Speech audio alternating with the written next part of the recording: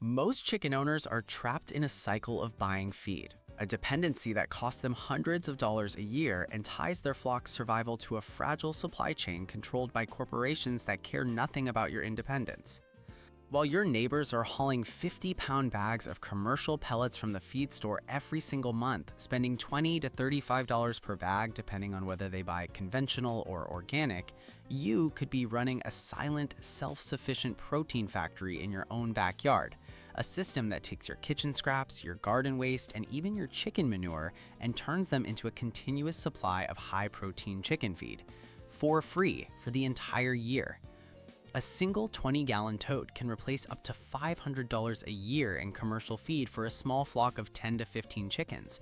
And the difference between buying feed and growing your own isn't just the money, it's the difference between a flock that is a liability that drains your resources and a flock that is a true asset to your homestead's food security and resilience. This system is the black soldier fly larvae farm, and it is not just a feeding technique, it is a declaration of independence from the commercial feed industry. Here are the 7 steps to building this system and eliminating your feed bill forever. Number 1. The biopod. The foundation of your system is the biopod, or the container where the larvae will live and convert waste into protein. And while you can buy commercial black soldier fly breeding units for $200 to $500, a simple, effective system can be built from a single 20-gallon plastic storage tote with a secure lid, which costs less than $20 at any hardware store. The key to the design is a self-harvesting mechanism because black soldier fly larvae have a unique and predictable behavior. When they are mature and ready to pupate, they instinctively stop eating and crawl upwards and out of their food source to find a dry, safe place to transform into adults. We use this behavior to make them harvest themselves, which saves you hours of work every single week. To do this, you will drill a series of half-inch holes around the top edge of the tote, about 2 inches from the lid, spaced every 3 to 4 inches around the entire perimeter. Then you will install a simple ramp system on the inside leading up to these holes, which can be made from a piece of wood or rigid plastic set at a 35 to 45 degree angle, secured to the inside wall with waterproof adhesive or screws. The mature larvae will crawl up this ramp, pass through the holes, and fall into a collection bucket that you place underneath the tote, which can be a simple 5-gallon bucket or a shallow tray. This self-harvesting design is critical because it means you never have to dig through rotting food to collect your larvae, and it ensures that you are only harvesting the larvae at their peak nutritional value, when they are fattest and most protein dense. This is where most people overthink it. You don't need lab conditions to start your colony. You just need to send the right signal. Number 2, the bait. To attract wild black soldier flies and start your colony, you need to create a powerful scent of decomposition. You do not need to buy starter cultures or eggs from online suppliers. The best bait is something with a strong, sweet, fermenting smell, like a mixture of overripe bananas, molasses, and a small amount of stale bread yeast, mixed into a slurry and placed in the bottom of your biopod. This initial bait station will create a powerful scent plume that will signal to any female black soldier fly in a half-mile radius that you have created the perfect nursery for her offspring. Now that you've sent the invitation, you just need to prepare the nursery. Number 3, the egg-laying medium. Black soldier flies do not lay their eggs directly in the food source, but just above it in a dry, protected location. The most effective and cheapest material for this is corrugated cardboard. Cut a piece of cardboard about 6 inches square and peel back one side to expose the fluted, wavy interior channels. The female flies will crawl into these small channels to deposit their eggs, which keeps them safe from predators and moisture. Suspend this piece of cardboard inside your biopod about 2 to 3 inches directly above your bait station, using a piece of wire or string attached to the lid. The female fly will lay a clutch of 500 to 900 eggs, and when these eggs hatch in about 4 days, the tiny larvae will fall directly into the food below and begin their work. These first 3 steps are about creating the infrastructure for your protein factory. You have built the house, sent out the invitation, and prepared the nursery. This is the foundation of a system that will be soon producing pounds of free protein every single week. Number 4, the feedstock.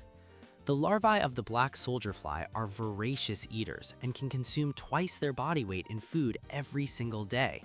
and they are not picky eaters. You can feed them almost any organic waste from your homestead, including kitchen scraps like vegetable peelings, fruit cores, coffee grounds, stale bread, garden waste like weeds and grass clippings, and even manure from your chickens, rabbits, or goats, which makes them a critical part of a closed-loop system.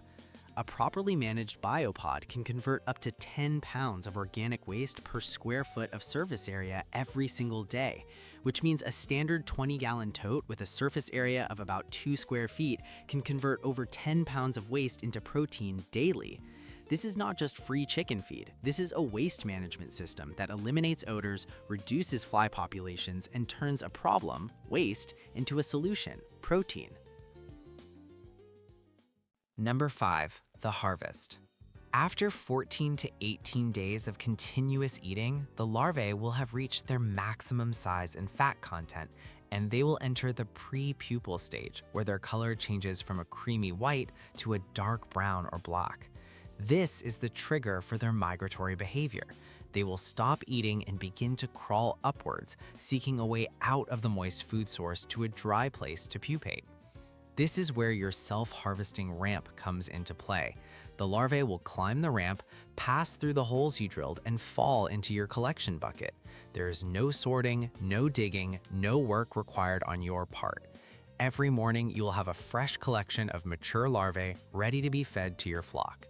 This is the protein that turns pale, fragile eggs into dense, dark yolked eggs. A healthy system will produce a continuous harvest, with 1/4 to 1/2 pound of larvae self-harvesting every single day from a single 20-gallon tote. Number 6. The processing. While you can feed the live larvae directly to your chickens, you will often harvest more than they can eat in a single day, so you need a method for processing and storing the excess. The two best methods are drying and freezing.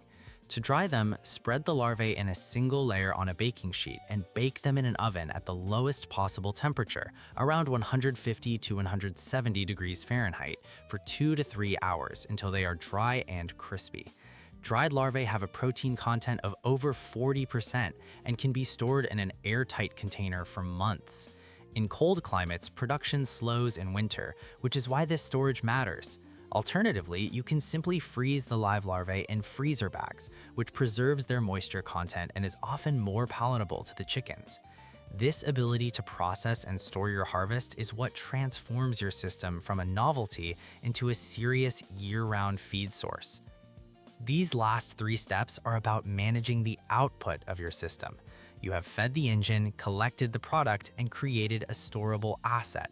This is the difference between a hobby and a serious homesteading operation, the ability to create and manage a surplus. Number 7. The integration. Feeding the black soldier fly larvae to your flock completes the cycle and closes the loop.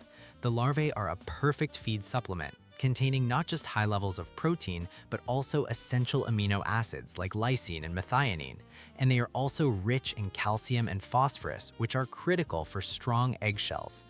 Chickens will go into a feeding frenzy for them, and you will see an immediate increase in their activity, their foraging behavior, and their overall health. You can scatter the larvae on the ground to encourage natural scratching and pecking behavior, or mix them in with their regular feed to boost the protein content. The result is healthier, more active chickens and eggs with stronger shells and darker, more nutrient-dense yolks. You are not just feeding your chickens, you are feeding them a superfood that you grew yourself from your own waste for free. This system represents a complete break from the dependency of the commercial feed industry, and the key insight is that protein is not something you should be buying by the bag. It is something you should be growing by the bucket, because every dollar you spend on feed is a vote for a system you do not control, and every black soldier fly you cultivate is a vote for your own independence. Protein is where food security really starts.